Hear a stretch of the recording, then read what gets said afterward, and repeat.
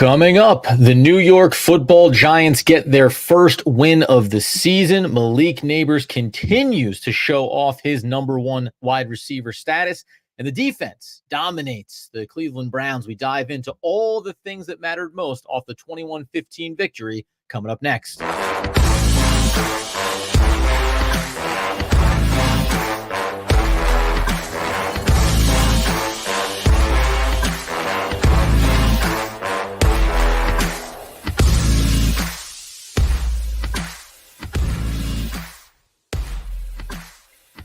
Yes, my friends. It's OGP, the One Giant podcast, where you know that I am one of your hosts, Adam Armbrecht. I'm healthy, wealthy, and wise on a Monday evening, live on YouTube, and of course on your podcast feeds, wherever you get those fulfilled, breaking down the first win of the New York Football Giants season, road victory, 21-15 over the Cleveland Browns. Obviously, continued elite performance from Malik Nabers. We'll get into his stats and where he ranks right now. Remind everybody how good I thought he was going to be in his rookie season. Look at the defensive side of the football, how dominant they were against albeit a banged-up Cleveland Browns offensive line. And then, yes, we'll talk about some of the things that still need to be cleaned up here as the Giants will turn around on a short week and take on the Dallas Cowboys on Thursday Night Football. But first and foremost, what we loved in the Giants' victory. So you get the 21-15 win on the road, and you also get a 21-point first half for the New York Football Giants. And listen, while these stats expand beyond just the first two quarters of action, the bulk of the damage was done there. 24-34 overall for Daniel Jones, 2 touchdowns, no interceptions, sacked twice in this game, came away with a QBR of 72.8 and a 109.4 overall QB rating. Yes, the big one was Malik Nabers, 8 catches, 78 yards, 2 touchdowns, youngest wide receiver, previously held by Tampa Bay's Mike Evans, to have 2 touchdowns in a single game in his rookie season performance, He continues to be absolutely electric this year. And for context on it, because when we're talking about what we've seen so far from Malik Nabers, remember, not the most electric week one for him. The Giants still, as we'll talk about, figuring out a lot of things on both sides of the football. But in terms of pure yardage right now, and obviously there's still now 4 teams that are going to play tonight on Monday Night Football, so wide receivers could come up into this conversation. He ranks 5th overall with 271 receiving yards over the first 3 weeks of the season. Now, it's only averaging 11.8 yards per catch. That is uniquely, for the most part. There's some, like Rashee Rice, who's averaging 12, also Chris Godwin, but a lot of big numbers up there, like Juwan Jennings, of all receivers to be talking about for the 49ers, led by everybody. Nico Collins, just absolutely dominant in at least his first 2 weeks, a little bit more subdued and a rough one for the Texans over the weekend. But he is 5th overall in total receiving yards. When we talk about touchdowns, he is tied for first with Chris Godwin, with Allen Lazard, with, again, Juwan Jennings. Got to keep mentioning the surprise wide receiver name, Justin Jefferson, in there as well, along with Naylor, Quentin Johnson for the Chargers, Marvin Harrison Jr., that other rookie wide receiver taken at the top of the draft. Malik Nabers, though, tied for a league-leading 3 touchdowns. In terms of big plays, guess what? Nobody's been better than him. 6 plays for Malik Nabers. He is just above. That's 20-plus yard receiving plays. Goddard, ironically, for the Philadelphia Eagles with 5. And then, again, Juwan Jennings, stop being surprised. 5 20-plus yard plays for him. Nico Collins with 5. So Malik Nabers leads the entire league right now, wide receiver-wise, in terms of those big plays. Still 4 games to go, as we know. Going to have certainly some action there. Bills, Bengals, the Washington Commanders. There's receivers across all of these rosters that could show up over the course of Monday night's double header. 90.3 yards per game. That's still going to be good to keep him 5th overall. You talk about having yards after the catch as well. That's an area that he is also excelling in. 7th overall, 127 yards after the catch. So you're talking about a player that's not only, you want to be the combination of all things, but he's doing a lot of that work. Get the ball in his hands. Let him go make plays for you after the catch. 14 first downs as well is going to put him in 4th position overall. Okay, point stop. Because yes, in this game, I mentioned there briefly the stat line for Daniel Jones, and it did not include any interceptions. Now, we know that there were plays, left sideline, ball gets thrown up, and Malik Nabers reaches over top of the defender and goes ahead and makes it his own.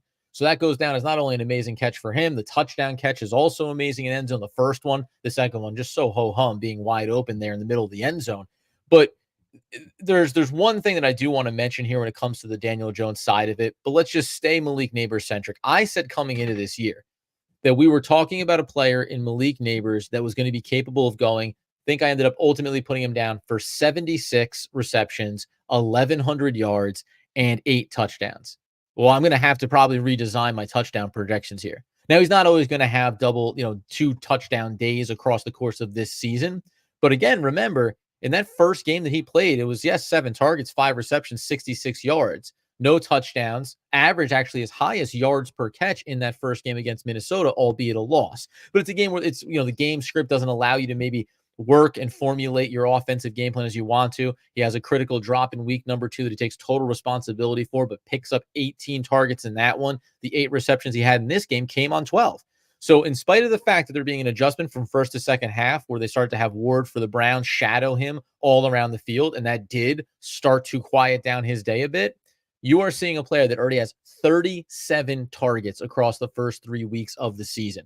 So you are going to get elite number 1 wide receiver volume. And even if you just extrapolate that out to say over the course of, let's say, 15 games in this season, you're still going to be putting yourself in a situation where let's say right now, good Lord. What is he on pace to have 200 receptions? 200, targets, excuse me.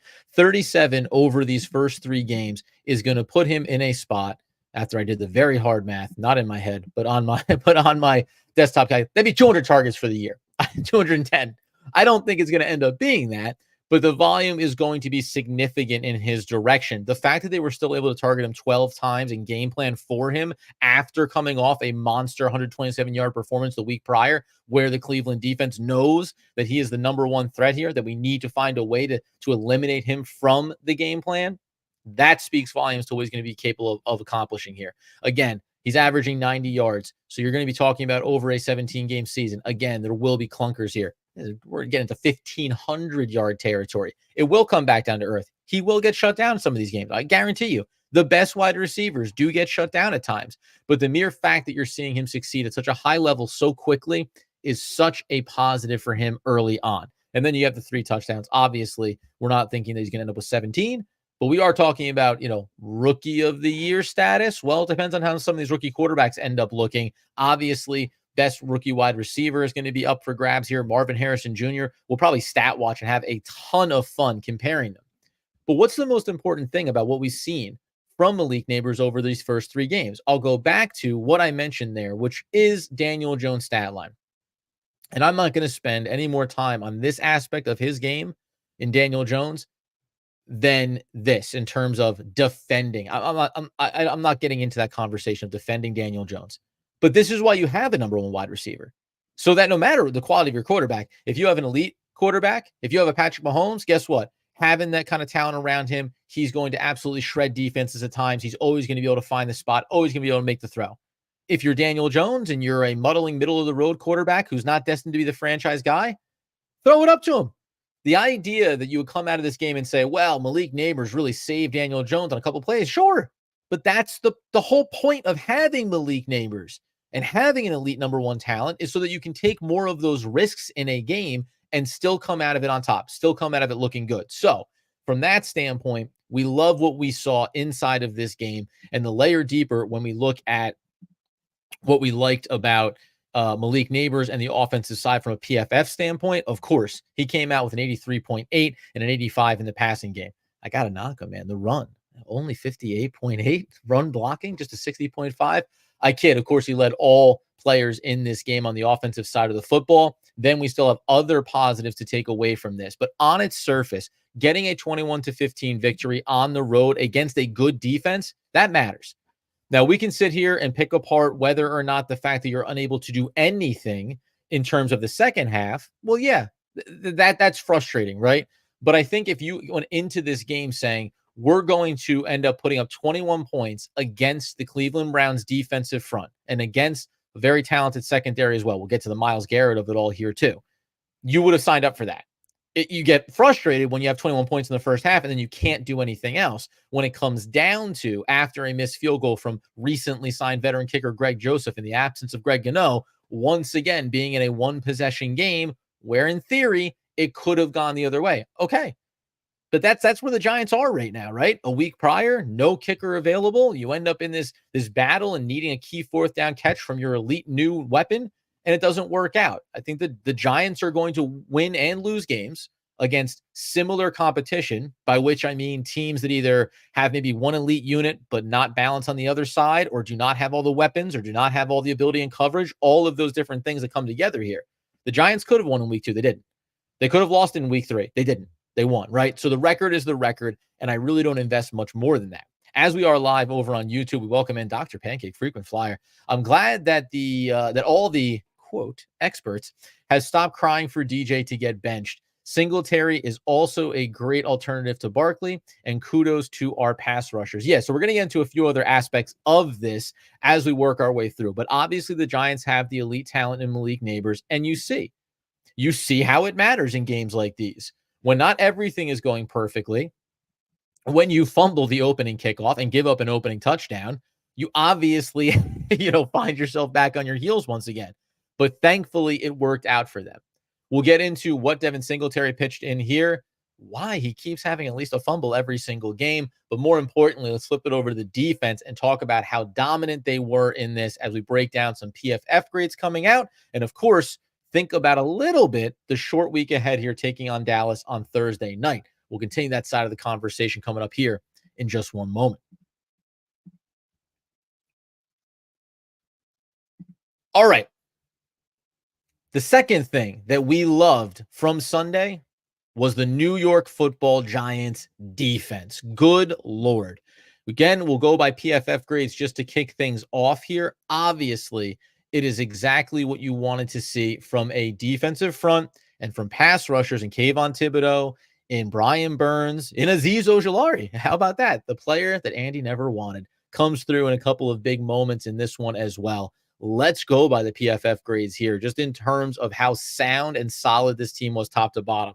The best PFF grade defensively was Brian Burns, 89.7, 87.5, for Dexter Lawrence. How about Elijah Chapman, who shows up in a big way in this one in 21 reps, plays to an 86.6 PFF grade, 82.3 for Micah McFadden. Pinnock also in the mix there at 82.5. So you get those 5 players over 80 PFF grades, but then you also get DJ Davidson, who comes in for 18 reps in this one. You also get Andrew Phillips, who comes in and gives you a low count because of his injury, unfortunately, which we'll get more into tomorrow. He plays to a good grade early and then exits early as well. How about Tyler Nubin? Rookie safety? Yeah, he's playing a ton of reps, 67 of them, and he comes out to a 67.4 overall PFF grade. There are so many more players that we could talk about here, but the defensive front did its job. The defensive front absolutely thrashed Deshaun Watson and a very banged up offensive line that include more injuries inside of this game across the front for Cleveland. Don't care, not making apologies for it, but you hold Deshaun Watson 21 to 37, a $196. Now, he did have 2 touchdowns, no interceptions, but you got after him to the tune of 8 sacks, loss of 48 yards, and a 27.3 QBR. That matters.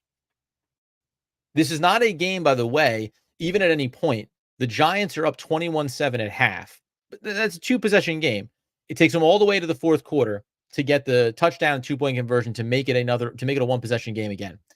So when you go inside even to the running game, Ford 10 for 37, Deshaun Watson scrambling. Yes, it's going to happen. 4 for 26. That's it. 18 total carries, 69 total yards. It matters that the Giants across the board were able to have success against a bad offensive line. And I'm going to say it over and over again, a bad offensive line, because we can't act like this was taking on one of the top half in the league or even a decent offensive line. So while I need them to rinse and repeat this, I have to be absolutely ecstatic that you end up getting the 8 sacks, the 5 tackles for a loss. You have an additional 3 pass deflections in this one, and 8 sacks, but 17 QB hits in this one. So they were all over Deshaun Watson early in this game, and it really did take the sting out of that early fumble And it really did, at least for me. You may feel differently when you were watching this game on Sunday and getting a bit of that lump in the throat. But in my mind, I was not overly concerned that the Giants were going to lose this game. In other weeks and against other opponents, and I'll feel that way throughout this season, the secondary is going to give me some lumps in my throat, right? This defense is not going to look as dominant as it did in this particular one. But on Sunday, there was way too much pressure in the face of, around, and all over Deshaun Watson for me to be concerned that the Giants were not going to come away with this victory. And that, by the way, includes the fact that we will talk about what we didn't love in it, and that's a particular first-round starting cornerback who struggled at times in this one, right? So while we look at the overall stat lines for Deshaun Watson and the running game, we do also see 7 for 86 for Amari Cooper, 2 touchdowns, big plays, 12.3 yards per catch, total targets of 12. He went toe-to-toe in terms of Malik Nabers and the ebb and flow. Number one wide receivers canceling each other out by and large, and then you got to turn your attention to other places. But you have to absolutely love the defensive performance from this team. We will talk about the secondary as a separate component here, but we've been waiting for Brian Burns, for Kayvon Thibodeau, for this defensive front to join, frankly, Dexter Lawrence, who's already been playing incredible to start the year, to join him and start to make an impact. And what you loved about it too is 8 sacks, half sack for Okereke, 1 for Pinnock, half for McFadden, as well as Nunez Roche. You also had 2 for Dexter Lawrence, right up the gut, just dominating when a center has to come in and out of that game. You expect him to do that. Also Brian Burns, also Chapman, also Ojulari. So you like spreading it out. You want these individual dominant performances, but I think you also want to see that everyone can rotate, especially from a depth perspective, come in and continue to make plays for this team down over down. And we talk about those QB hits, if not sacks. Dexter Lawrence laid some with 4. McFadden, I said half sack, but also 3 QB hits, almost got home a number of times throughout this game. So it was such a refreshing 4 quarters of football from this defensive front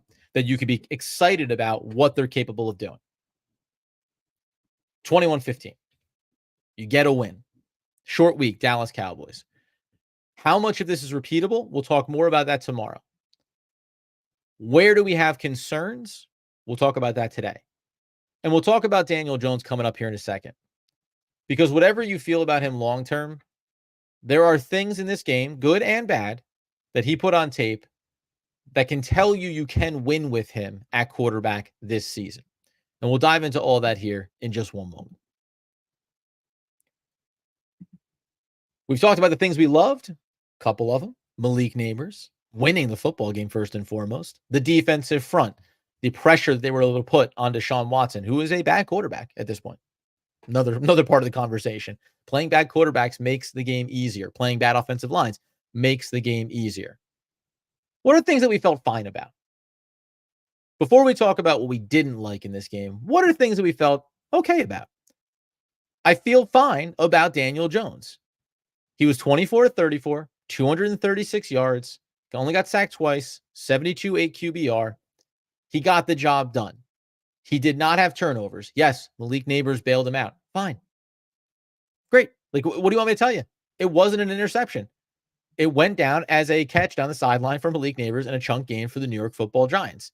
He ran the ball 8 times in this one for only 20 yards. So you go back and look at some other games and you think about his legs and how he's been using them, and you want that to continue to be a part of his game. But remember, you're going up against Myles Garrett, and that's going to create problems. This is a talented defense. Both teams suffered injuries throughout. But the reason why I feel fine to borderline good about what we got from Daniel Jones, because go back and look. Week 1, had to throw the ball 42 times. Down early, it was ugly. Ends up only throwing for 186 yards and 2 interceptions. And only ran the ball 6 times for just 15 yards as well. The follows it up, 16-28, buck 78, 2 touchdowns, no interceptions. Good. Only took 1 sack in the game. Took 5 in week 1.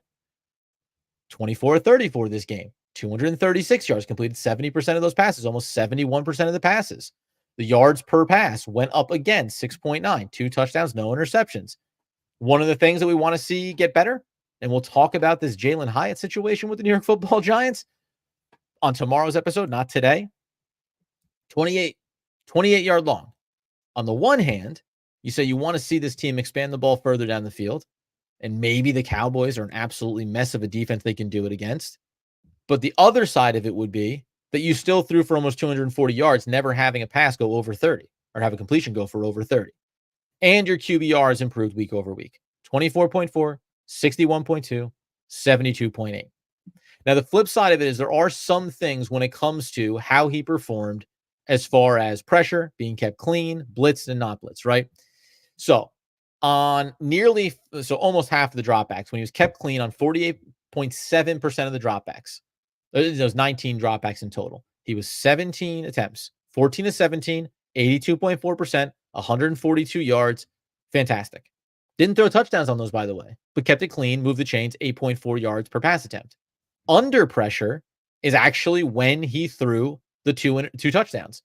51.3% of the dropbacks, 20 overall. He was 10 to 17, 59%, 58.8, 94 yards, 2 touchdowns. Now, again, it's not great overall in terms of the rating that comes out of that. And then you have the other side of it too, where when he wasn't blitzed on 28 dropbacks, he was 19 to 24, 79.2%, buck 92, 8 yards per pass. And that comes in the 2 touchdown category as well. So under pressure, but not blitzed. So those two areas combined together where you say, hey, if you keep him clean, you keep him upright, and if he isn't the pressure isn't coming on him, well, then guess what? He's going to go ahead and quick back of the napkin math here. He's going to give you 33 of 41. He's going to give you 80%. He's going to throw for a couple hundred yards, and he's going to give you touchdowns. He's not going to give you interceptions. That's great. The problem that we run into, the concern area, which is nothing new, but you'd say you come out of this game and you go, listen, when he's blitzed on those 11 dropbacks, he's just throwing 50% for only 44 yards. And when he's under pressure, he's going 10 to 17 and only 58.8, as mentioned before, 59%, right? So that combination of saying when you're under pressure or when you're getting blitzed, you're only looking at, even though he threw the touchdowns on those, you're still only looking at 15 of 27 overall. So bringing the pressure is going to disrupt him. Now, that's true of any quarterback, by the way. It's not like we're sitting here telling you that every quarterbacks only get better when they're blitzed. Of course not. But the question is going to become, what is it going to look like week over week? And at a minimum, to sit here on the 23rd of September, going into a short week when the Giants are going to see the Cowboys, a division opponent on Thursday night, to say that Daniel Jones has 4 touchdowns and 2 interceptions and has completed 60% of his passes right now, and that number obviously has to go up. He had one good game from a completion percentage standpoint. You're taking it. You're taking the QBR that's 52.3 and hopefully rising. If we back it out and we think about it from an NFL perspective, the overall QB standings and how players have looked to this point, again, we know there's still a few more games to go and some good quarterbacks playing tonight as well. Daniel Jones right now, from a yardage standpoint, is 17th. Hey, right in the meaty part of the curve. Now, again, he can be overtaken in that regard. We talk about average passes, average yards per play. Nobody's better than Derek Carr, even after having a bad week, 9.1. It's not great at 26th, 5.8 yards per pass play. But again, improving game over game. The 200 yards per game is now settling him down into 17th. Needs to be better. You have an elite talent like Malik. The offense needs to continue to grow and expand. And then ultimately, the QBR. At this point right now, he's again 17th. So with a bad first game under his belt to open the season, Daniel Jones is playing right where I said he was going to this season, right in the meaty part of the curve, somewhere between 15 to 20-ish in terms of QBR and performance in most statistical categories. And if he can just play consistent and mitigate what that week 1 looked like and how bad it was from a completion percentage and the interceptions, right? If we can find that being left more in the rearview mirror, there's enough being done here by Daniel Jones to win football games. It doesn't mean that I think he's in this top 10 category, because he's not. None of the stats tell you that. It doesn't mean that when he goes toe-to-toe with the elite quarterbacks of the league, he isn't going to struggle to outduel them, like we may see against Dak Prescott on Thursday night. But he's doing enough. And if you're looking at a player who right now, again, is going to end up maybe as I think I said something around like 20 to 22 touchdowns this season, keep the interceptions closer to 10. He's going to be about that He's throwing 2-1 right now. And again, we'll find out another week here, and that sample size, even if he has another modest game and throws one touchdown and keeps it clean, no interceptions, 5-2 ratio, 4 games through the season. Yeah, you have to sign up for that. There's nothing to do with the long term, nothing to do with the future of the position for the franchise. Just the reality. He's doing enough. So I think we have to stop. Some fans are, not all fans. Some fans are still trying to have the conversation about what it means to have Daniel Jones and he's not good enough and you need Malik Nabers to bail him out. Sure. He's 17th in yardage. He's 7th in touchdowns. He's 17th in QBR. Let's see. It used to be that 4 games was the quarter mark and you could have a real barometer. Now we're at odd numbers and it's a little bit tricky. Get easier when it gets back to 18, but still, where are we breaking down the quarter mark of that? Bottom line is through 4 games, we'll have a clear sense of it. And if through 4 games, win or lose on Thursday, which matters in the NFL, obviously wins and losses matter, but win or lose through 4 games, we'll have a clear sense. If he has 3 out of 4, mostly positive games for the team, you check that off and you move on from it. You continue to check off other boxes, like the fact that Malik Nabers is an absolute stud. You also need other guys to step up. And the Giants did have that in this. There were a handful of key plays. So obviously another fumble for Devin Singletary is concerning. He carried the ball 16 times in this one for 65 yards, 4.1 clip, got the touchdown. The long of 43, though. So just remember that. Could have been a second touchdown on this day, but he also had a late game run for 43 yards that without which we would have been talking about Devin Singletary, 15 carries for 22 yards. That would have been concerning. So the run game completely falls away in this one. Tyrone Tracy Jr., been waiting for him to get injected a little bit more into this offense. He was 5 carries for 23 yards. More impressive, right? Receiving wise, Tyrone Tracy Jr., 2 catches for 17 yards. There was something there. And if we go over and think about the PFF grades coming out of this game, there's also something there in that when you go and look at Tyrone Tracy Jr., he ends up being the 5th highest overall offensive PFF grade, 77.3 in passing, and most notably, even though his run grade was only 57.2, which guess what? It's going to be hard. He's converting from wide receiver to running back. How about this, though? 1 pass blocking rep, 1 glorious 74.4 rating. It's a minute, right? It's a minute scale, but remember, he's only on 4 run reps and 4 run blocking reps. So it's only 6 reps there. Most of his work is being done in the passing game. So when you go back in and you look at this from a rep standpoint, obviously, you're going to go ahead and treat it the way that it should be, more as a wide receiver than as a running back. But it's good that Tyrone Tracy Jr. played in 31% of the offensive snaps. That matters. It also matters that when you go inside the wide receiver room, quietly, Wan'Dale Robinson, 7 for 61, 8.7 per clip, long of 20, 8 targets. We're now again talking about this as a player that I thought could have a little bit of a breakout year that people were maybe overlooking. Listen, very quiet game against Washington. We understand that. Took 12 targets just to get 6 catches for 44 yards in week 1. This is a nice bounce back. This is back to that elite catch percentage that we've talked about before with him. 7 out of 8 targets, 61 yards. If he can start to put together numbers like that with consistency and regularity, we're having a conversation about a guy that's going to be a very nice contributor. Again, as it stands, he's averaging 5 catches a game. It's not going to hold up to that every single week. We've already seen a dud week and then a spike week. That's 85. That's 85 catches on the year. We've already seen him go for a total of 123 yards on the season. Okay. That over 17 games is going to get you almost to 700. And I think there's some bigger performances in here for him. I think you're going to see a couple of games in this season where he goes over 100.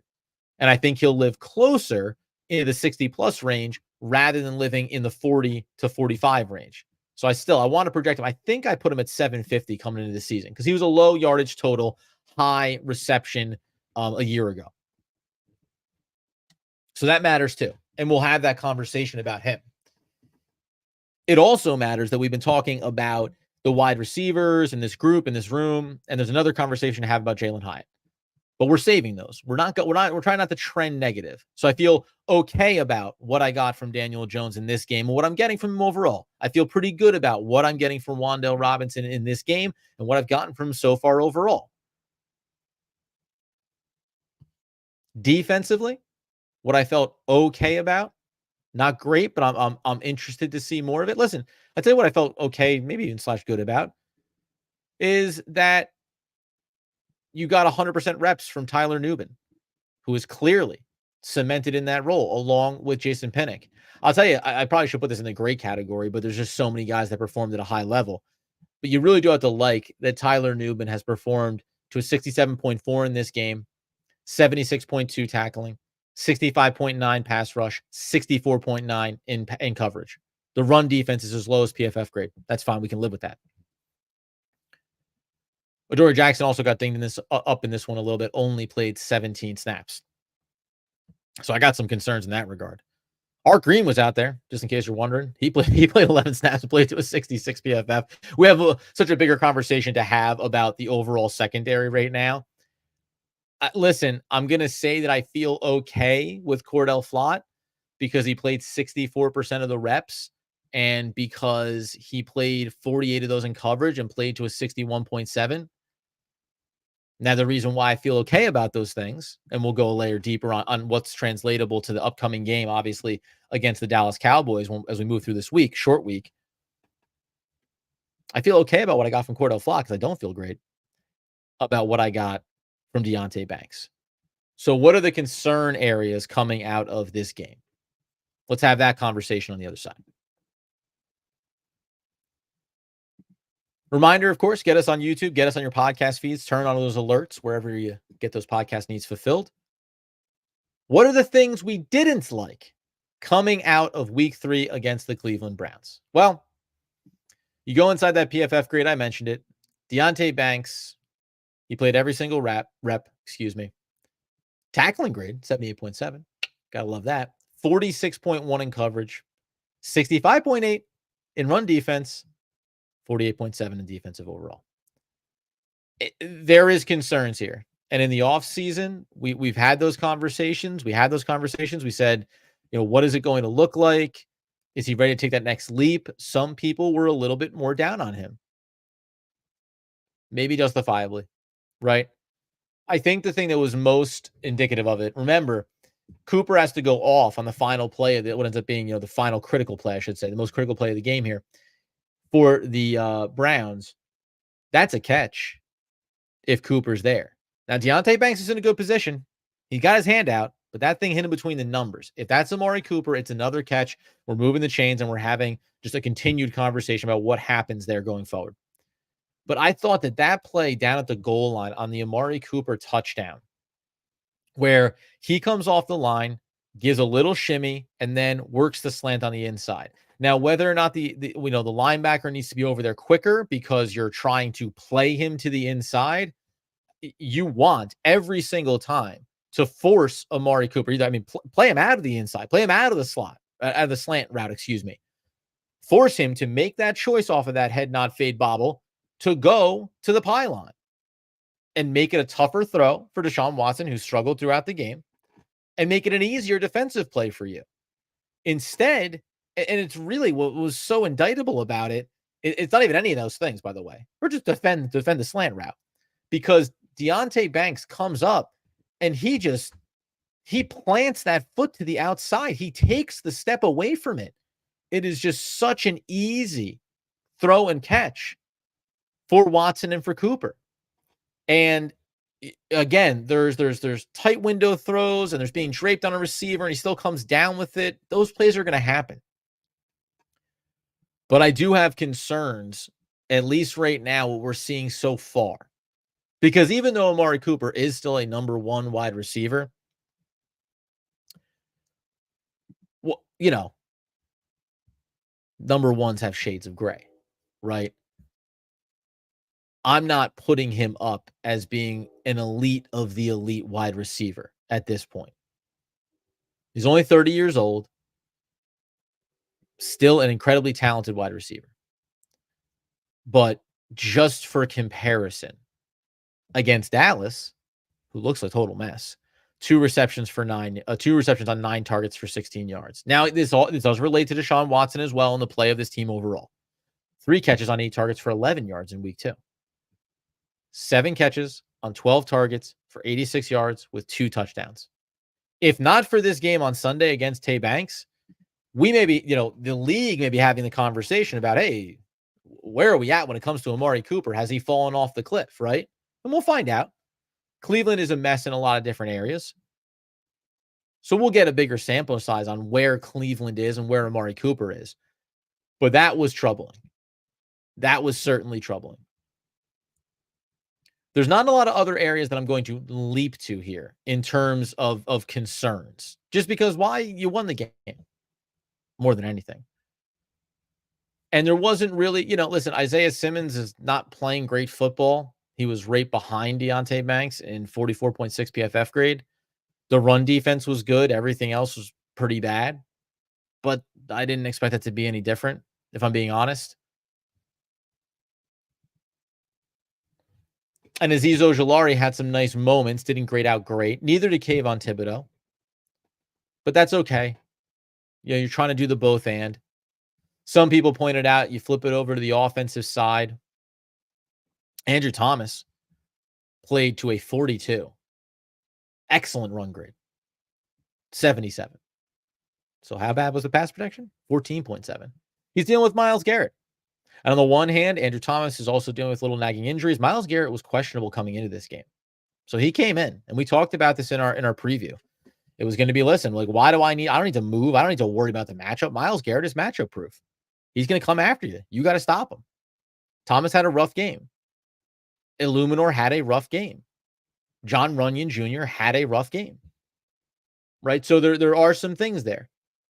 Against elite matchups, some elite matchups defensively, it's going to be hard. I think when we go back and we remember that Illuminor was slated to be a guard in this offensive line and is now playing tackle because maybe not the best prep was laid to work here, that's a concern.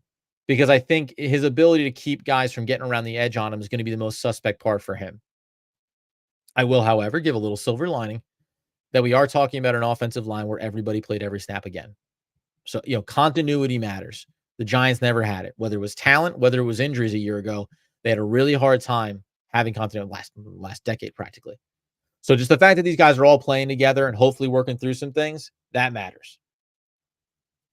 Excuse me, I had a little something there. John Michael, and by the way, and it matters too. So the things that we don't like or things that we were concerned about, Deontay Banks certainly, playing against some of the better defensive fronts certainly, but the Giants still navigated themselves to a win.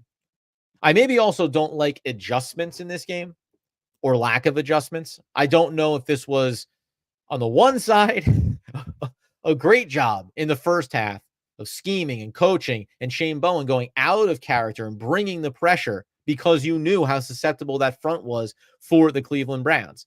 And Brian Daboll scheming and working. Just remember, it was one thing that I did want to note about this game that I thought was valuable.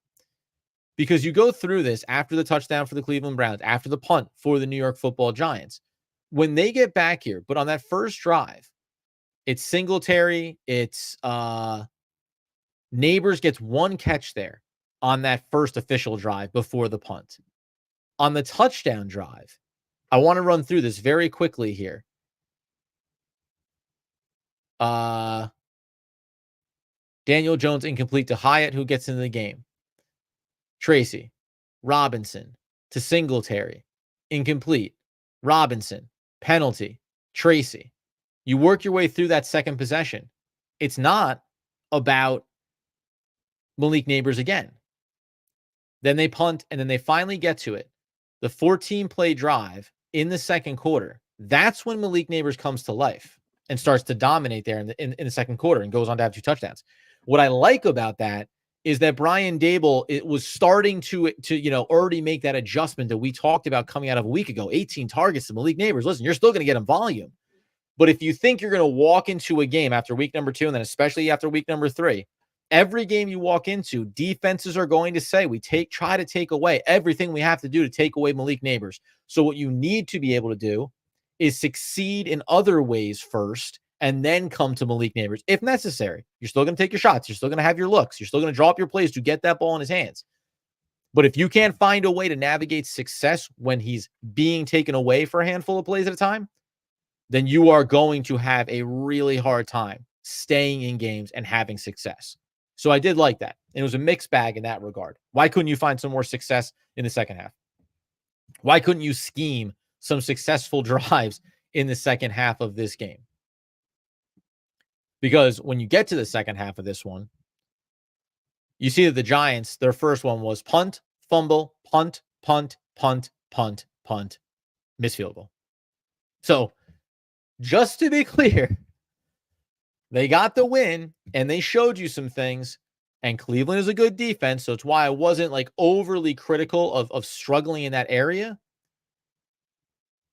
But you got to remember that they had 3 plays and a fumble, Singletary. Keep an eye on that. 4 plays, 3 yards. 6 plays, 20 yards. 3 plays, 1 yard. 4 plays, 3 yards. 5 plays, 14 yards. And then the 4 play minus 1 yard, right? So there are still things that need to be improved here. But we take the wins wherever we can get them. I saw in the comments over here, USA comes in. If DJ gets more confident and the rest of the wide receiver room picks it up, this team can be a great offense. Well, one of the things I will say is when you look overall right now at the NFL and where teams are, understanding there's 4 teams that are going to play. And obviously, we'll go by averages here because Buffalo, Washington, Bengals. Who am I forgetting? Who's the other team that's playing tonight? I did this earlier too, where I left out one key opponent, which I think is fine. The Jaguars. Yeah. Why wouldn't you forget about the Jaguars? I have Trevor Lawrence starting in my fantasy league. It's not a problem. But if you go and look at the stats right now by team, one of the reasons that I think you get cautiously optimistic here is that there is some success being had. So the New York Giants right now, total offense, it's not blowing you away, but they are 20th, 30, 28, 26, 24, 22. They're 21. And you say, well, is that really impressive? Well, you did just play the Cleveland Browns, right? They're a good defense. Bad team, good defense. You like the fact that when you go by the passing yards per game, you get a little bit better. 19th, right? And you're a little bit worse in the run game. Got to find a way to have success running the football. Looking for that consistency. It's interesting to see that the Giants are near that bottom third. Not surprising after the departure of Saquon Barkley. But by the way, though, still averaging 105 rushing yards per game. That matters. Most critical category, still struggling, right? 15 points a game. Now, again, no kicker in week 2. Could have been 21, could have been 26. Who knows? This one, Singletary definitely could have gone into the end zone, obviously, and scored that touchdown and made this 28. And you only put up a measly 6 points in week 1.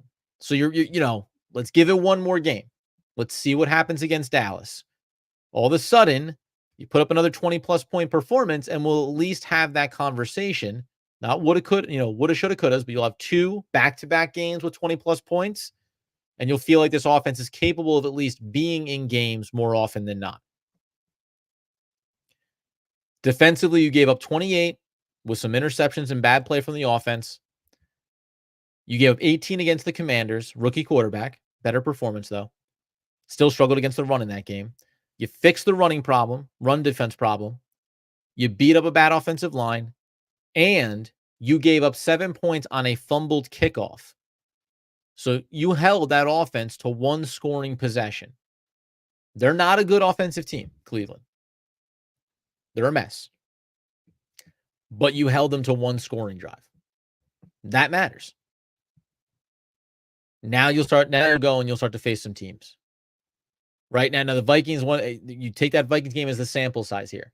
Need to be better offensively because the Cowboys, because the Seahawks, because the Bengals, because the Eagles, they're going to be challenging over these next 4 games.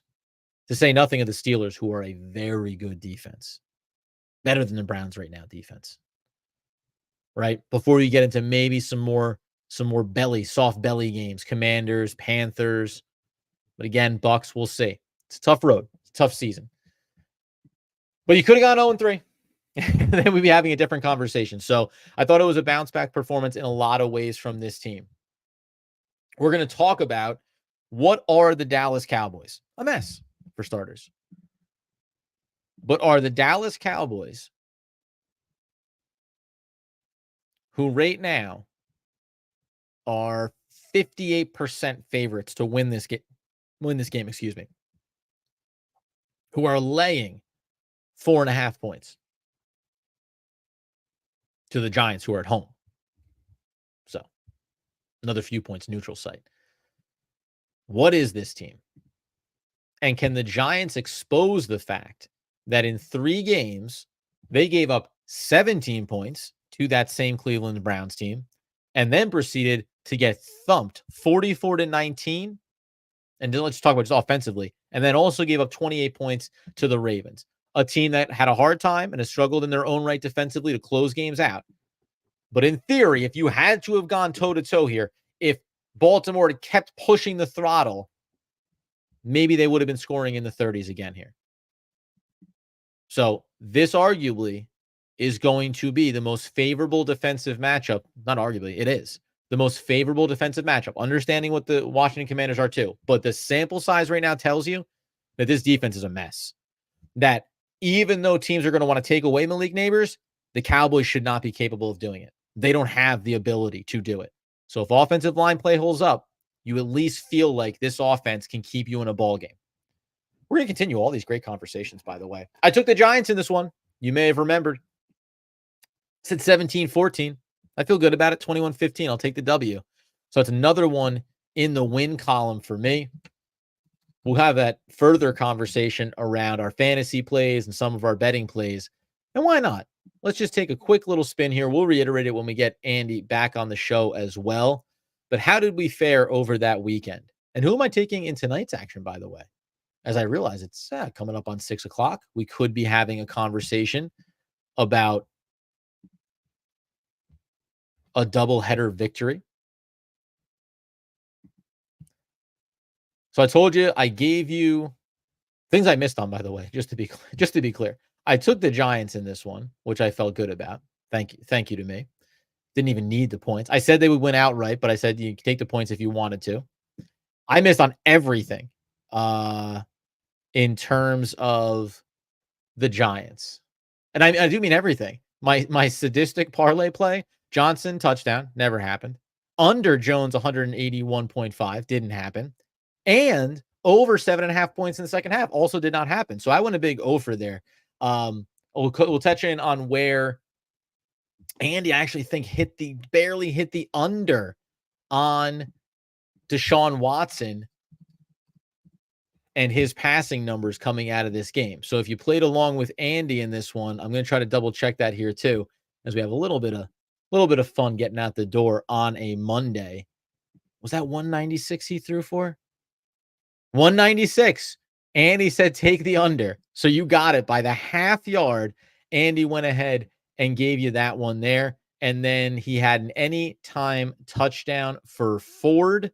That did not come through for him. So a rough day at the office. Incidentally, in terms of other picks that we played, Seattle. So good job by Andy there. He also had the Vikings. Good job there. I do have the Bills laying the points tonight against the Jaguars. And I did take the Panthers. Why didn't I take them in my pick 'em? That's the real question. So as of right now, we gave you some nice picks here. Andy lost on the Giants one, taking the Browns, laying the points, but he gave you the Seahawks. He gave you the Vikings. I gave you the Panthers, and I'm giving you the Bills. So we started to turn things around here a little bit in terms of our betting corner, which we'll talk more about as we get towards Thursday. Probably do that on Wednesday this week. We'll dive into that a little bit deeper. So there you go. Already told you I'm taking the Bills tonight, and I'm laying those points.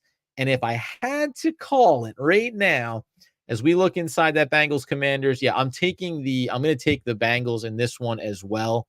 To me, you got to get right at some point here. And this is laying 7 points. I'd be hard pressed to hit a full 7, but I would do it. You're 0-2. This feels not dissimilar to the Ravens being 0-2 and needing to figure it out. Steve, welcome in, man. I've been nothing but positive this entire episode, so knock it off with your nonsense. We liked everything that we saw. Malik Nabers is playing at elite level. Daniel Jones is doing enough to help you win football games, not making any severe mistakes. Some things to clean up, but hopefully there's building blocks here defensively as well, as we talk about getting after the quarterback, getting the pressures, getting the sacks. Let's see if we can disrupt a little bit the Dallas Cowboys and what they want to do. And we'll throw out this one here before we get out the door from Luke Bradley, who just popped in. Dallas can't stop the run to save their lives. If Singletary can look after the ball, yes, should have a real day. Get Malik going as well. And for once, we may actually beat them. Yeah, I mean, listen, that's we're going to talk about that tomorrow and into Wednesday. And of course, Thursday with our final preview of the Thursday night matchup. Yes, there are weaknesses in Dallas, many of them. Can the Giants expose that? And that's the one thing you look back at these last few games and the rushing attack and say, hey, how do we make sure that we get that as smooth moving as possible? Again, I'll reiterate, the Tyrone Tracy Jr. impact is starting to build here for this team. Recovered from that very scary injury in the offseason. So he's building over these first few weeks of the season. There are viable options to get there. It's just about this offensive line continuing to play together, continue to gel together, and trying to get on the same page in terms of which phase of the game they are dominating in. Because Thomas dominated in the running game. Runyon did not. Illuminor did not. Top of the board, John Michael Schmitz dominated in the run game. Van Roten, actually, 56.2 in run blocking, 73.3. Among the more consistent, right? So keep that offensive line healthy. Keep those wheels turning, and we'll see as we work our way through the week if Andy and I can give that path to victory for Big Blue. At which point, by the way, because I intentionally wanted to just run a little bit long and have some fun on a Monday edition here, I have to keep coming back to this. Like, just a reminder, no woulda, coulda, shouldas. We don't get to play in those waters in terms of beating Washington week 2. Not how it works, right? You win the games you win, you lose the games that you lose. But all of the sudden, you come into this division that is certainly more open than we anticipated it would be. And I can't even. 3 out of the 4 teams are negative in terms of point differential. And yes, the Giants are among them, but they had the second best. Philadelphia +7, Giants -12, -14 for the Commanders, and -19 for, I'm sorry, flip that script. Sorry, -19 for the Giants. They're still the worst in terms of point differential. But in a division right now, the Commanders are going to play tonight. If they lose and they're 1-2, hey, you're having a conversation in a conference where Minnesota clearly looks like they're going to be a dominant team. That NFC North is obviously a bear of a division, no pun intended, with Chicago at the bottom of that. But there are other things going on here, like what's going to happen with the Rams in spite of getting that win, a slow start for San Francisco. Listen, all we wanted to do was be in the conversation, be competitive for the first month and a half of the season, then live with the results. You're still in that conversation. And if you pull an upset victory over the Dallas Cowboys off on Thursday night, you live to play another 2 and 3 weeks and continue to try to improve in all of these areas and make this a discussion about what this season can be, rather than feeling like we were a road loss against Cleveland away from having to put a nail in this season coffin and then start asking real questions about the coaching staff and about players and about trade deadlines and all of those things that would have come with it. So you go ahead and you get us on YouTube, you get us on your podcast feeds, you get us over on Twitter at Adam Armbrecht, at AMAC214, at One Giant Podcast. Like I say, we're going to take a good hard look at where Dallas has succeeded and where they have failed over these first 3 weeks. Where can the Giants expose that? Running game, need to get that on track. But defensively, how do you disrupt Dak Prescott? How do you avoid a bounce back statement game from CeeDee Lamb, who is visibly frustrated? There's a lot going on in Dallas right now. Can Big Blue be cohesive and come at them with a game plan that gets them the dub? We'll talk about that all week long. But until next time, until the best times, my friends, we thank you very much for joining us live over on YouTube as always. And as Andrew Makowitz would want, nay, and knee, let's do it again. Let's be clean here. And as always, until the next time, until the best times, as Andrew Makowitz would want, need, and nay, demand the people know, as always, let's go Big Blue.